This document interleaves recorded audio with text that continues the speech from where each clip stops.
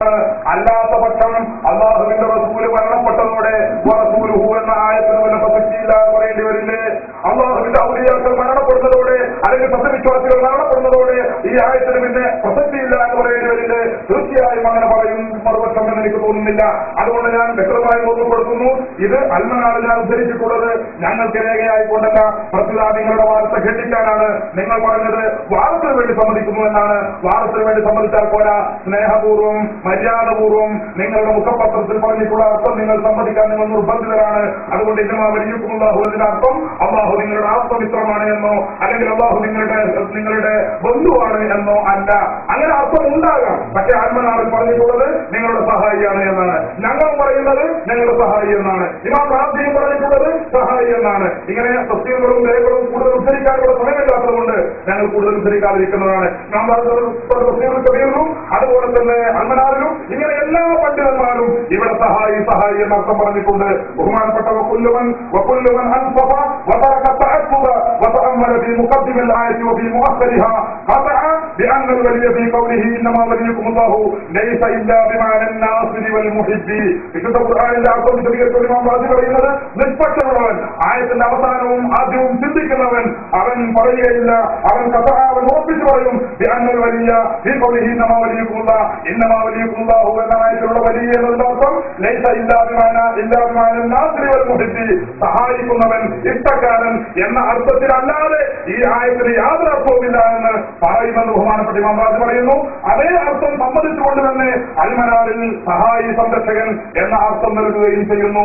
അതുകൊണ്ട് സഹായി എന്ന അർത്ഥം അതിലുണ്ടെങ്കിൽ അവരോട് സഹായം ചോദിക്കാം. അതിൽ നിന്ന് മരിച്ചവരെ ജീവിച്ചിരിക്കുന്നവരെന്ന വ്യത്യാസമില്ല, മരിച്ചവരോട് ചോദിക്കാമെന്ന് അബൂ ഹയ്യാൻ നഹ്വി റഹ്മത്തുള്ളാഹി അലൈഹി ഈ ആയത്തിന്റെ തഫ്സീറിൽ വിശദീകരിക്കുന്നു. രണ്ടാമത്തെ വിഷയം ഇസ്തിസ്കരി ഉമ്മത്തിക്കല എന്ന് പറഞ്ഞ ഹദീസിനെ സംബന്ധിച്ചാണ്, അല്ലെങ്കിൽ അസർ സംബന്ധിച്ചാണ് ഞാൻ സൂചിപ്പിക്കുന്നത്. ബഹുമാനപ്പെട്ട ഉമർ ഫാറൂഖ് റളിയല്ലാഹു അൻഹുവിനോട് സംഭവം ഒന്നും വിവരിച്ചിട്ടില്ല എന്നാണ് പറയുന്നത്. എനിക്ക് സമയം അനുവദിക്കുമെന്ന് അറിയില്ലെങ്കിൽ ഞാൻ സൂചിപ്പിക്കുന്നു. ഈ സംഭവത്തിന്റെ അവസാനം പറയുന്നത്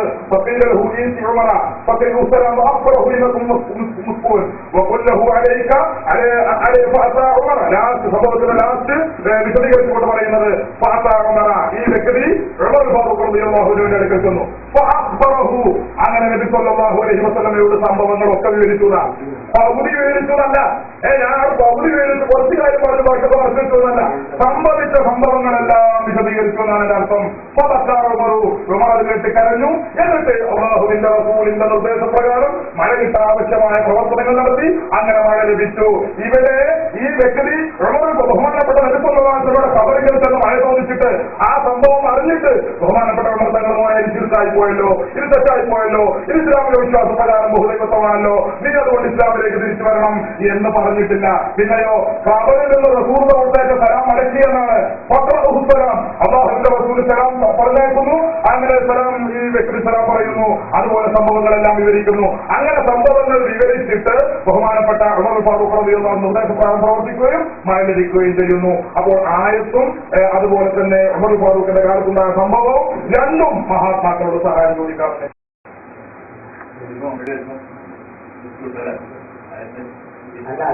ആ ആയത്തിന് തെളിവെല്ലാം തെളിവാണെന്ന് തെളിവാണെന്നതിന്റെ വളരെ വ്യക്തമായിട്ട് പറയുന്നു. നിങ്ങളുടെ തെളിവല്ല, ആയത്തിന്റെ വിശദീകരിച്ച് ചെറിയൊരു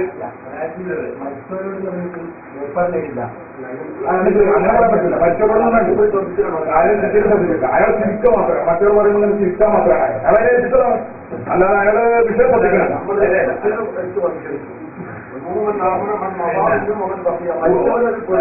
ഖുർആൻ ആയത്തിന്റെ അർത്ഥം പറയേണ്ടത് മുഫസ്സിറുകളാണ്. ആ പ്രശ്നം ഉദ്ധരിച്ചുകൊണ്ടാണ് ഞങ്ങൾ അർത്ഥം പറയുന്നത്.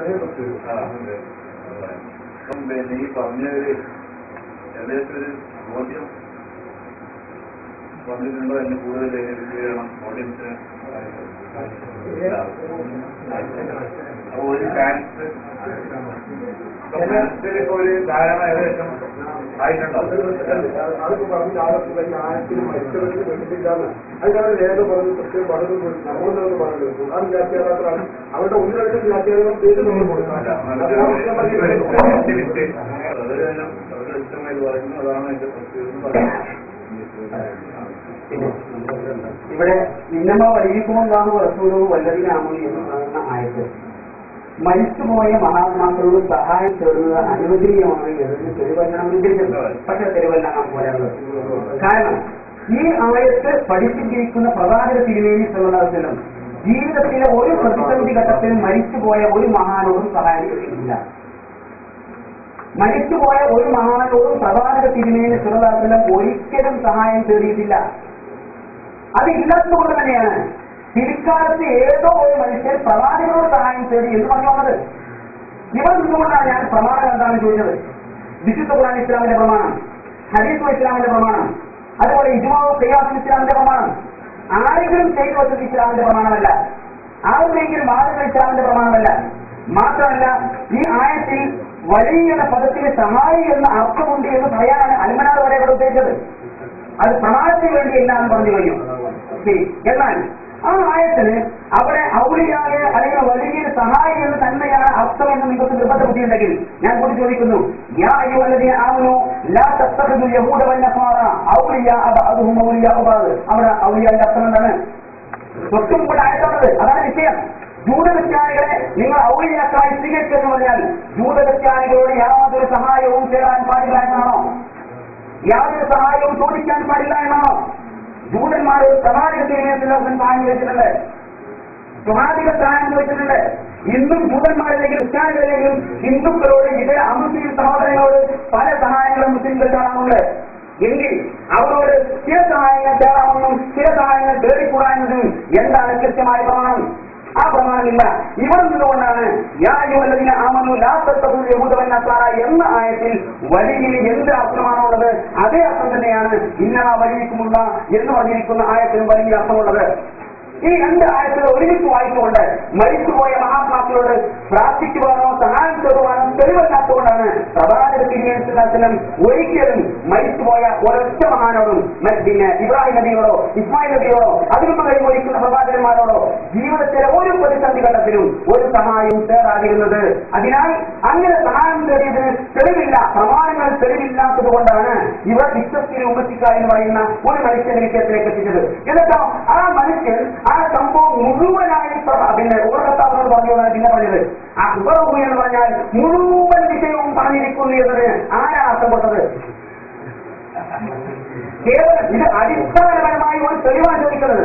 അല്ലാഹു അല്ലാത്തവരോട് ദുആ ചെയ്യുക.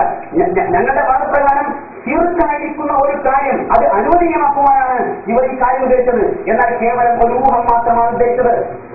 ഈ മനുഷ്യൻ ഉമർ ഖത്താബിനോട് മുഴുവൻ വിഷയവും ബാധിച്ചുണ്ടോ ഇല്ലയോ അതിന് കൃത്യമായ രേഖയില്ല. ഒന്ന്. രണ്ടാമത്തത് ആ സംഭവം തന്നെ ഹദീസല്ല, ഇസ്ലാമിക പ്രമാണമല്ല, അത് പ്രവാചക ശരിയല്ല, അത് ഖുർആനല്ല, അത് ഇജ്മാഉമല്ല, ഖിയാസുമല്ല. അതുകൊണ്ട് തന്നെ ഇസ്ലാമിക പ്രമാണമല്ലാത്ത സംഗതി ഈ ചോദ്യത്തിന്റെ ഉത്തരമായി ശരിയെന്നാണ് നിങ്ങൾ പറയാനുള്ളത്. ഇവിടെ ചോദിച്ചത് ഇസ്ലാമിക പ്രമാണങ്ങളിൽ മരിച്ചുപോയ വാഹനമാണ് സഹായം ചോദിക്കുവാൻ അനുവദനീയമാണ് എന്നതിന്റെ തെളിവുണ്ടോ എന്നാണ്.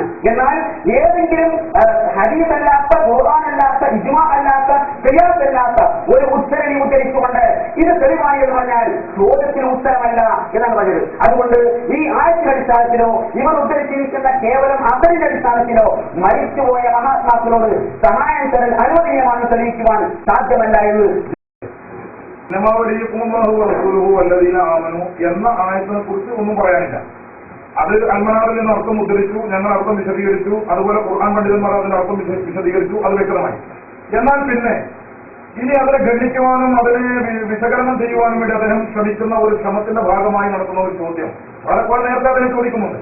പക്ഷേ മധ്യസ്ഥനാണ് ചോദ്യം ഉന്നയിക്കേണ്ടത് എന്നത് ഇവിടെ കുടുംബം അല്ലെങ്കിൽ ഇതുമായി ബന്ധപ്പെട്ട ആളുകൾ ഉണ്ടാക്കിയ ധാരണ എന്ന നിലക്ക് ആ ധാരണ ലംഘിക്കാതിരിക്കാൻ വേണ്ടി ഞങ്ങൾ ഇതുവരെ ശ്രമിക്കുകയായിരുന്നു. പക്ഷെ അദ്ദേഹം ചോദ്യം കൊണ്ട് വീർപ്പുമുട്ടിക്കുമ്പോൾ ഞങ്ങൾക്ക് നിവൃത്തിയില്ല. ഞങ്ങൾ ആ ധാരണ ലംഘിക്കാൻ നിർബന്ധിതരാണ്.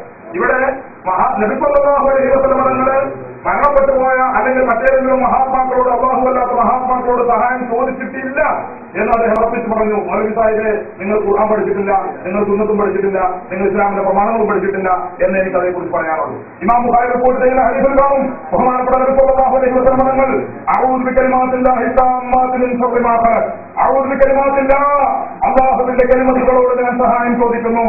ആരാണ് അല്ലാഹുവിന്റെ കലിമത്തുകൾ? മഹാനായ ഇമാം റാസി റഹ്മത്തുള്ളാഹി അലൈഹി വിശദീകരിക്കുന്നു. അല്ലാഹുവിന്റെ കലിമത്തുകൾ എന്നോട് ഉദ്ദേശിക്കപ്പെടുന്നത് അൽ അർവാഹുൽ ആലിയ, അഊദു ബികലിമാത്തില്ലാഹി ഫഖൗലുഹു അഊദു ബികലിമാത്തില്ലാഹി താമ്മാത്തി ഇസ്തിആദത്തുൻ മിനൽ അർവാഹിൽ ബശരിയ്യ. മനുഷ്യാത്മാക്കളുടെ സഹായാർത്ഥനയാണ്. ആരോട്? ബിൽ അർവാഹിൽ ആലിയത്തിൽ മുഖദ്ദസത്തി ത്വാഹിറത്തി ത്വയ്യിബ.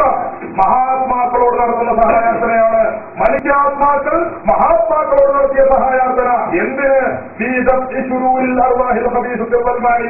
ചില ചീത്ത ശക്തികളുടെ തിന്മകളിൽ നിന്ന് അവർ വരുത്തുന്ന അപകടങ്ങളിൽ നിന്ന് രക്ഷ ലഭിക്കുവാൻ വേണ്ടി